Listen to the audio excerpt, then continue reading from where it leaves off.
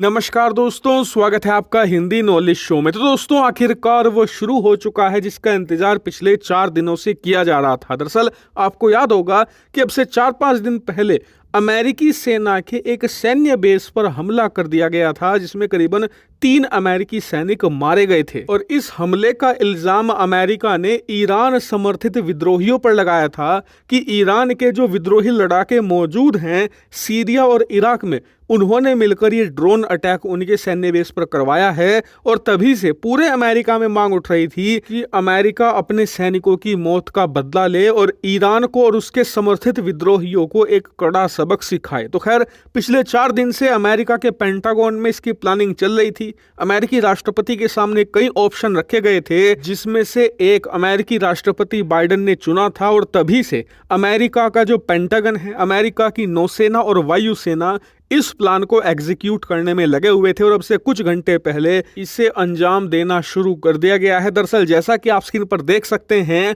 अमेरिकी सेना के बमवर्षक विमानों ने ड्रोन्स के साथ मिलकर एक बहुत बड़ी हमले की कार्रवाई शुरू कर दी है इराक और सीरिया के अंदर। जी हाँ, इराक सीरिया में जो ईरान के एसेट हैं, यानी कि जहां पर इनके विद्रोही लड़ाके या तो रहते हैं या उनके ठिकाने हैं, वहां पर जोरदार हमले शुरू कर दिए गए हैं। और ये हमले इतने ज्यादा भयानक थे कि प्रिसाइज स्ट्राइक होने के बावजूद, यानी कि सिर्फ आतंकी गुटों को निशाना बनाने के बावजूद 16 आम नागरिक भी इनमें अब तक मारे जा चुके हैं। वहीं इस पूरी कार्रवाई में अमेरिका को एक कामयाबी भी हासिल हो चुकी है। दरअसल अमेरिका के जिस सैन्य बेस पर हमला हुआ था ना, उस हमले में बताया जा रहा था कि सीरिया की सेना का एक कमांडर भी शामिल था, जो कि सीरिया की सेना में एक स्पेशल यूनिट को हैंडल करता है।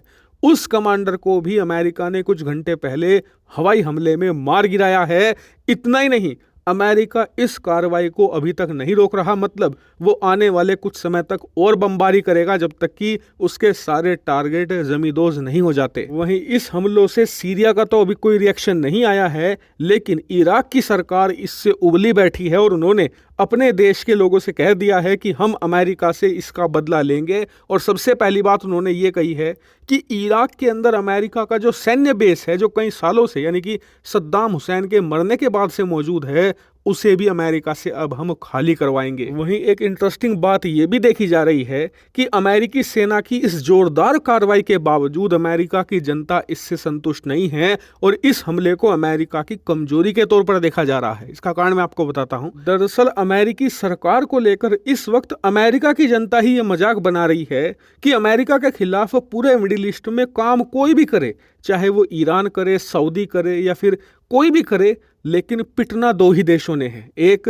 इराक और दूसरा सीरिया, क्योंकि ये 2 बहुत ही ज़्यादा कमज़ोर देश हैं। अमेरिका के खिलाफ बदला नहीं ले सकते, इसलिए अमेरिका इन्हें टारगेट करता है। और इस बार तो ये बात स्थापित हो चुकी है, क्योंकि ईरान का इस हमले में सीधा सीधा हाथ था, सबको पता था, खुद अमेरिकी सरकार कह रही थी, लेकिन उसके बावजूद इन्होंने ईरान के अगेंस्ट डायरेक्टली कुछ भी नहीं किया। और इसीलिए अमेरिकी अपनी सरकार से कह रहे हैं कि तुमसे ज़्यादा दम तो पाकिस्तान में है, जो एक लूटा पिटा देश है, लेकिन फिर भी उसने कम से कम 1-2 मिसाइलें तो गिरा दी थी अब से कुछ हफ्ते पहले ईरान पर, लेकिन हम तो वो भी नहीं कर पाए और कहने को हम दुनिया की नंबर 1 सेना कहलाते हैं। इसीलिए राष्ट्रपति जो बाइडेन के खिलाफ अमेरिकी जनता में गुस्सा उबल रहा है। वहीं अमेरिकी सरकार का रिस्पॉन्स ये है कि अगर हम डायरेक्ट ईरान के ऊपर हमला कर देते तो इससे पूरे रीजन में एक युद्ध छिड़ने का खतरा था, जिससे पूरी दुनिया के हर एक देश को नुकसान होता। ऐसे में हमने ये ऑप्शन चूज नहीं किया। लेकिन आप मुझे कमेंट करके बताइए कि आप इस पोजीशन में होते तो क्या करते? युद्ध रोकने के लिए किसी और देश पर हमला कर देते या फिर डायरेक्ट अपने दुश्मन से बदला लेते? कमेंट करके जरूर बताइएगा। Thank you very much for watching.